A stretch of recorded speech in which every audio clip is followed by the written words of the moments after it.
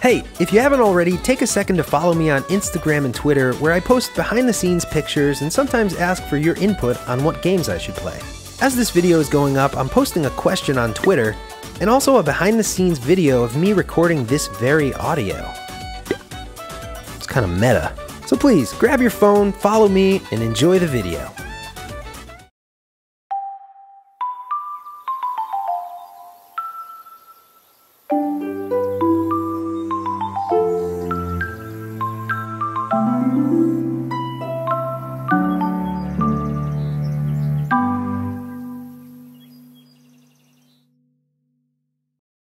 Good morning, gamers. I'm Good Morning Gamer. Do you like parties? Do you only like parties that have tasty appetizers and free booze? Me too. Or Mario Party. With the exception of the very first Mario Party game, all of the games since then have had a number associated with them, so Mario Party 2 or Mario Party 10. Until now, with Super Mario Party, which ditches the number and, in the words of Nintendo, is a complete refresh. And I think I agree about that because it feels like the good old days. And it's infuriating. As you would expect.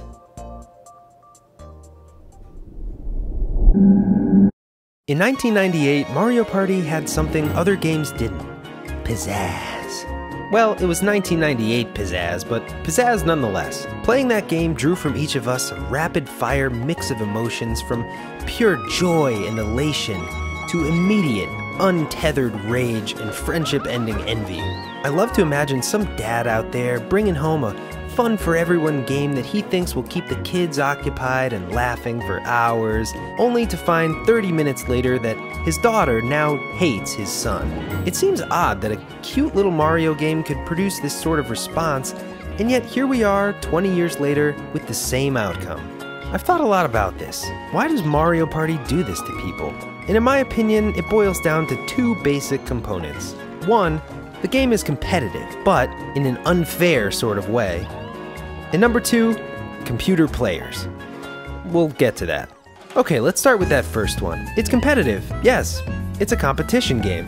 But Nintendo has a way of bending the rules in their games to give the losing players a chance to come back in spectacular, surging fashion. I'm assuming you know how Mario Party works by now, but it's basically like an old-fashioned board game meets video games, and they just kind of mash them together. All the players are joined on a virtual board, each rolling the die to make progress. That's the board game side of it, and after everyone has rolled, you go to another world and play a minigame with each other, which tests your gaming skills. The victors gain some coins and return to the board.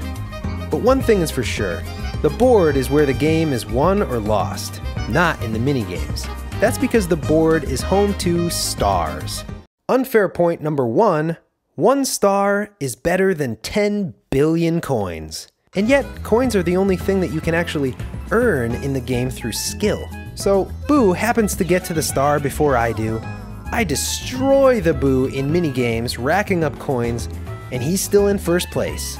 I mean, to be fair, there's definitely fun in this. For example, when you have more stars, you start talking like this. Well, I think it's actually kind of a clever way to keep score, you know what I mean? No, I don't know what you mean. I have 30 more coins than you, and you have one measly star. Well, I mean, it's not all about coins. I mean, you know, yeah, you could afford a star, but you can't buy it yet, so. But at the end of the day, both coins and stars do matter, because coins are the currency used to purchase stars, and can be used for other things too.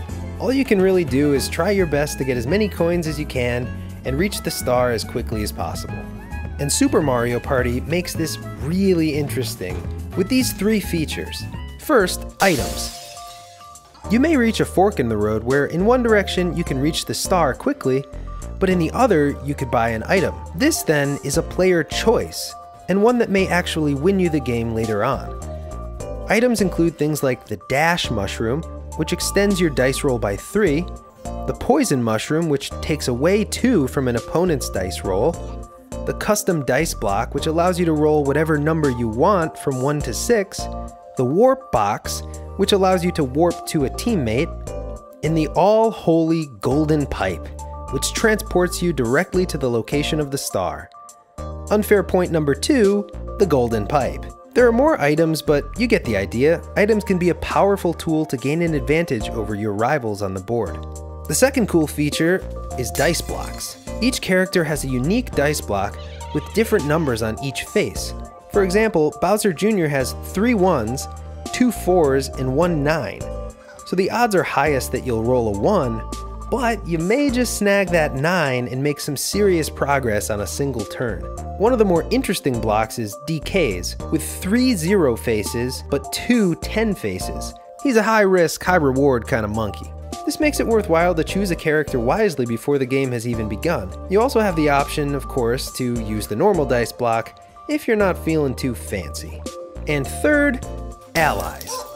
If you land on the ally space or get the ally phone item, an additional character shows up as your buddy to help you make progress on the board. With each dice roll, your ally will appear and roll a separate dice block, adding between 0 and 2 to your roll. They'll also help out in certain minigames. Gaining an ally is a matter of pure luck in the end, but usually by the end of a 10-turn game, each player has at least one ally. So as you continue to play, the game gets more competitive, there are more factors to each roll, each minigame, and the tension continues to build to the very last moment when you thought that you'd won. Your star count was the highest, and then this happens. Unfair point number 3, bonus stars. Bonus stars?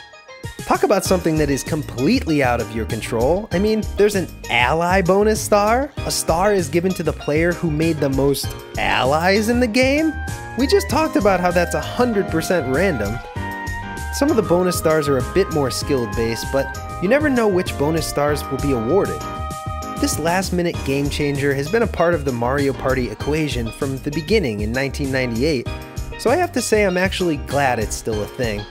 It makes sure that the losing players never quite lose hope, and the winning players never get too confident. There's plenty more unfairness like hidden blocks, but now let's move on to the second reason this game is so infuriating.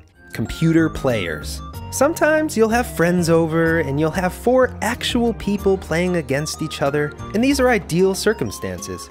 I'd guess more often it will be 2 real players, leaving you with 2 CPUs. Regardless of what difficulty you choose for them, you're going to hate them. And here's why. Easy computers make for bad allies. A minigame will come up and you'll get matched up with a computer as your partner, and you'll be doing your part perfectly well as you watch in horror at the embarrassingly unintelligent AI squandering your victory. Your inevitable loss leads to heated arguments about how your AI was worse than the other AI and the system is out to get you and so on. On the other hand, hard computers are better than you. You might start a new minigame with such hope and confidence as we often do, only to be crushed and humiliated by a virtual opponent. How did Boo outdo me? I feel like I was doing so good. And so inevitably you pick the middle level of difficulty, which leads to both situations happening, effectively doubling your overall frustration. But bad AI aren't the only reason that computer players are annoying. If you're playing with one other friend and 2 computers, your friend will eventually need to make a choice. Does he choose to steal your coins or steal from one of the computers? Invariably, he'll choose you, and you'll hate him for it. Deeply.